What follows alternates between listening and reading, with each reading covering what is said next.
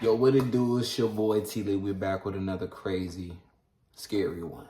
This is a scary edition, so if you're scared, click out of it. If you're not, stay on. You know what I'm saying? I'm not responsible for the jump scares or anything or for the nightmares. We back with a chilling scares. Yeah, my boy chilling scares. Four missing persons found alive on video. I feel like they should have said 4 missing people found alive on video. But we gonna jump into it, man. Yeah, tap in. 8th, 2021, a woman named Malie Perales was driving down the Packer Drive Northeast Road alongside the Rogue River in Belmont, Michigan. We ain't did one of these in a while. Damn. I just realized I've been doing Dr. Insanity, loyalty test, a couple music videos. Yeah, man. And let me know in the comments. Recommend me some other. Go to my social media. I'll reply back on TikTok. That's why I say follow me on TikTok. Recommend me. Yeah, do TikTok because I don't be on Instagram like that unless I'm dropping. Yeah, I do be on Instagram. Hit me on my Instagram too. Hit me on all social medias below in the link. And let me know. Recommend me some stuff. She and her 2 roommates were on their way back after a night out, and they were all in a cheerful mood. However, their smiles quickly vanished as they stumbled onto a horrifying scene. At around 2:30 a.m., while driving near the Rogue Hollow Court, one of the passengers spotted a strange figure lurking by the side of the road. This encounter was extremely terrifying, but it also sparked the group's curiosity. And after some deliberation, they decided to turn around, and this is what they then came across. What the? Stop.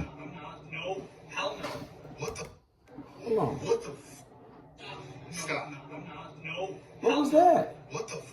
Oh, they were soaked. They saw what looked like a young woman drenched from head to toe as if she had just crawled out of the nearby river. She also looked like she was crying, banging her head on the road and waving for help. Malie posted the video of this encounter on TikTok and it instantly went viral, leading people to come up with all sorts of far-fetched theories about ghosts, spirits, etc. However, as wild as the theories got, Malie later posted several videos shutting them down and revealing what really happened. According to her, they kept circling back and driving past the disturbed woman several times after recording the first video to make sure she was okay. While none of them had the nerve to get out of the car and approach her, they did call the cops and waited nearby until help arrived. The woman was then taken to a nearby hospital where she was treated for cold exposure. As it turns out, she somehow fell into the Rogue River from the east side and swam across it onto the road.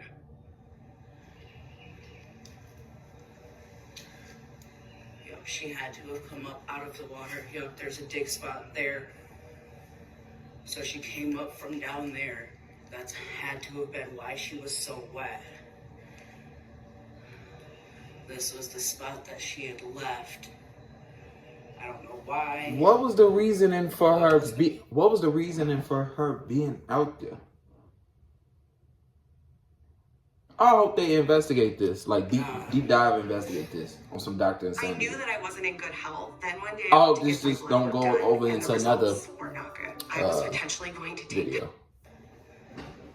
After regaining some composure, she also revealed that the woman was from Kalamazoo, a town that's over 60 miles from where she was found. However, she had no recollection of how she got to Belmont and fell in a river so far away from home. From what we know, she was most likely experiencing a severe mental break, where her memory gap was caused by a rare condition known as fugue state, something we covered in our previous video on the most disturbing mental disorders. For those who don't know, a fugue state is a rare condition. Let me know if I should check that out. Loses their memory and starts acting like someone else. They might wander off, travel long distances, or do things completely out of character without realizing anything is wrong. It's usually triggered by extreme stress or trauma, and once it's over, the person often has no memory of what happened. And while this condition is quite rare, all the signs suggest that's exactly what happened to this mysterious woman from Kalamazoo, especially since the authorities later found her car parked behind a random house just east of the river. She likely drove to that neighborhood on her own, but had zero memory of doing so, which fits perfectly with the known symptoms of fugue state. Malie also shared her video in a local Facebook group, hoping to find more answers about what went down. Unfortunately, the responses she received weren't as helpful as she'd hoped, since most people in the neighborhood believe the screaming and noises were just the sounds of a wild animal, like a coyote. But there were a few responses that deepened the mystery. Like this one person who remembered meeting her earlier that same night, stating, Saw this person between Van Dam and Packer Woods around 10:15 p.m. Friday. Asked her if she needed help, to which she responded no. Another person also mentioned hearing about a woman walking into his neighbor's house, yelling hello 3 times and then leaving on her own. And while this added further evidence supporting the fugue state theory, these responses still left a key question unanswered. Who was she? Malie tried to contact both the police and the hospital for answers, but despite her insistence, both the police officers and the hospital staff refused to reveal her real name. That said, we still have enough information to make an educated guess. Based on everything I could uncover, the mysterious woman in this unsettling video was most likely Mei Zhou. She was a 28-year-old Chinese woman who went missing from Kalamazoo on May 6, 2021. Before her disappearance, she told her friends that she felt like she was being followed by a stalker she met online. Unfortunately, I gotta be these are the careful on only these details in websites, her man. case that were made public. I couldn't find any clear answers on whether the stalker was real or if she was just overwhelmed by paranoia. In either case, the constant fear and stress of feeling watched likely drove her to slip into some variation of the fugue state we discussed earlier. Hopefully she received the mental help she desperately needed Yeah, and make is sure now y'all in a be better mental state careful than out she here. once was. Alright. Tracking down a missing person can be an extremely daunting task, but tracking down a person's personal information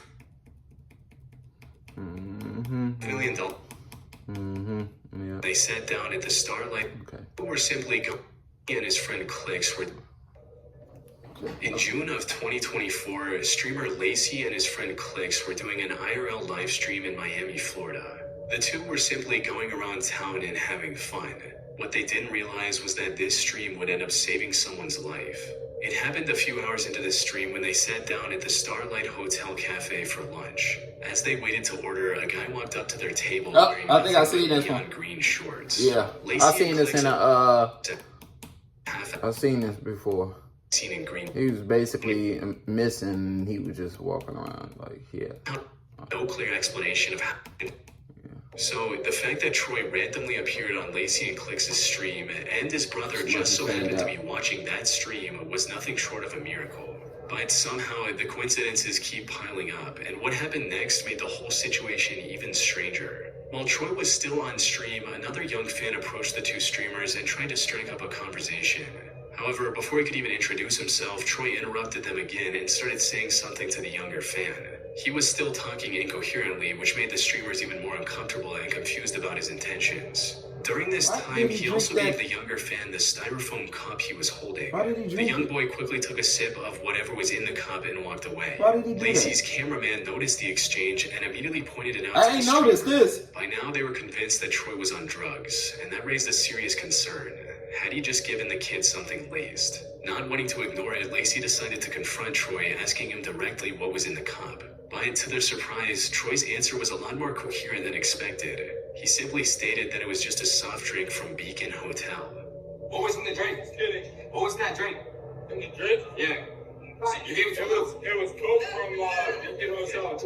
Coca-Cola? Hey, sir, you gave it to the kid. I gave it to the big. This coincidental interaction gave authorities the crucial lead they needed. Troy was, in fact, staying at the very hotel he had mentioned. From there, it didn't take long for investigators to track down Troy and reunite him with his family, who were overjoyed to have him back. In a later interview with People.com, Troy's father, Weston Coleman, shared even more heartbreaking details of what Troy went through. According to him, Troy actually wanted to visit Florida to find and meet celebrities. He did his research online and saved up as much money as he could before setting off. Troy made it to Atlanta by bus, but that's where things took a turn for the worst. During his stay in Atlanta, he was robbed of everything he had. Left with nothing, he traveled the rest of the way to Miami completely broke. Despite the hardship, his family was ultimately glad that he was still alive and well, with his father stating, "I'm just glad he's alive at this point and now can't believe we found him.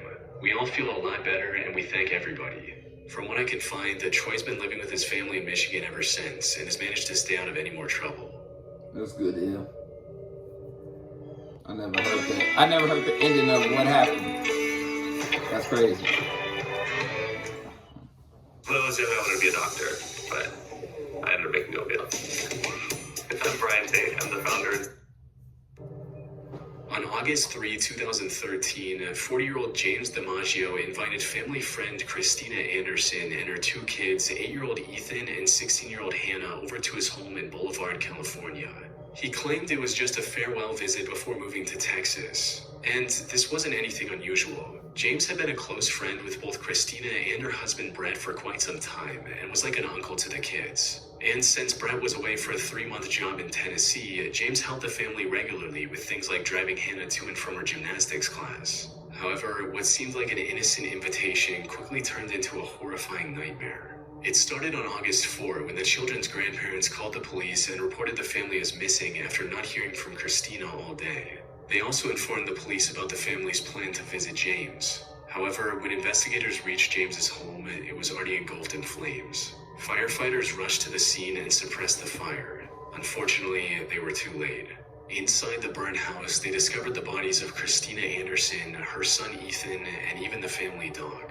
And while this could have been nothing more than a tragic accident, ain't nobody trying to hit none. more cruel. Later on, Alright, they let's hear his discovered excuse. severe injuries on Christina. These included signs of plastic cable ties around her ankle and arms, duct tape marks around her neck and mouth, multiple fractures in her right arm and both legs, a cut on her neck, and signs of at least 12 heavy strikes to the head. Her 8-year-old son Ethan also had multiple fractures throughout his body. However, despite the horrific scene, there were no signs of James or Hannah anywhere near the house. It didn't take long for investigators to connect the dots and realize that James DiMaggio was the mastermind behind this horrific crime. It also became clear that he had orchestrated the murders not just out of violence, but with the intent to kidnap Hannah. His actions were calculated and driven by some twisted obsession as he took her from everything she had in her life. After learning about this, the police quickly issued a statewide Amber Alert in hopes of getting any information regarding James and missing Hannah's whereabouts. In the meantime, investigators also discovered security footage of James passing through the Border Patrol checkpoint in Pine Valley at around 10 p.m. This also prompted them to launch a massive manhunt spanning the entire Pacific coast from British Columbia to Baja, California. However, despite the massive effort and the hundreds of man-hours put into the search, the manhunt turned up empty. Every lead seemed to result in a dead end, and the odds of successfully rescuing Hannah started to dwindle with every passing day. Things looked bleak. That is, until 3 days later, when 2 horseback riders spotted a man and a girl while trekking through the remote wilderness of Cascade, Idaho. They had seen the broadcast of Hannah's disappearance on TV and instantly recognized the young girl and her captor. They reported the sighting to authorities, who instantly began investigating the area, and soon after they found James's car with its plates removed to avoid detection. However, it still took them 3 more days to track down the campsite James was hiding in. The FBI had set up a jet with a sophisticated long-range camera recording from thousands of feet above, which is what you're seeing now. This footage confirmed they had found the missing Hannah. On the 10th of August, the FBI took it upon itself to rescue Hannah and mobilized a tactical team for the mission. They kept eyes on James for some time, looking for the right moment to attack. However, he was sticking close to Hannah, which made it near impossible for the rescue team to make their move. Fortunately, after some time, James moved away to gather some firewood. And while he was completely oblivious, Hannah actually spotted a rescue helicopter and started waving for help. This was the perfect opportunity, and the FBI didn't let it go to waste. They quickly moved in and carried Hannah to safety. After noticing the rescue mission, James took out one of the guns he had with him and fired at an officer. The rescue team then returned fire, resulting in him getting shot 6 times in the head, arms, and upper torso. Hannah was finally safe. And while this was one of the most terrifying experiences a teenage girl can have, Hannah's managed to completely bounce back. She is now 27 years old and is happily living with her husband and 1-year-old son in Vancouver, Canada. Thank God.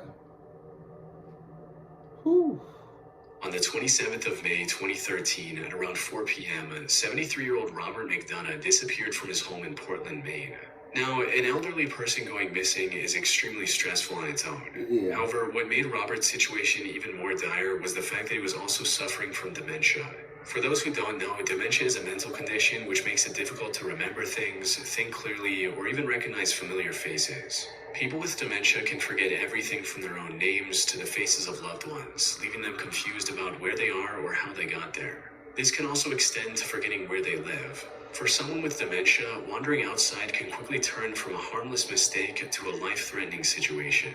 A person with memory loss isn't just lost in terms of direction, they're lost in terms of identity and awareness. They forget how to care for themselves, how to recognize danger, and how to make decisions in an increasingly hostile world.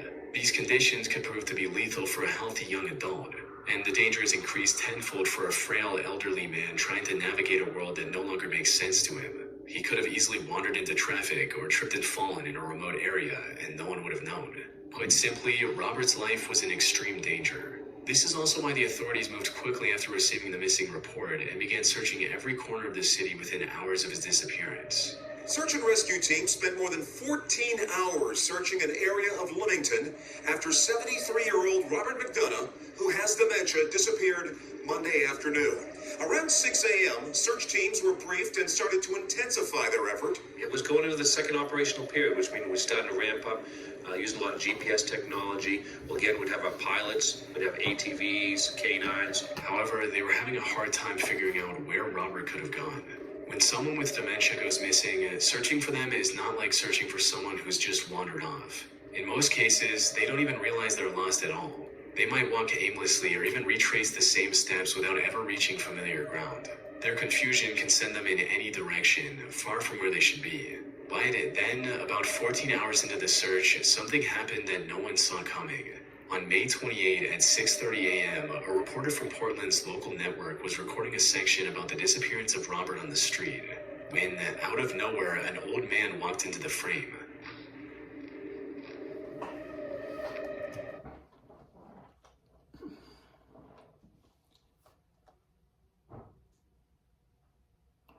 Boy, I would have freaked out.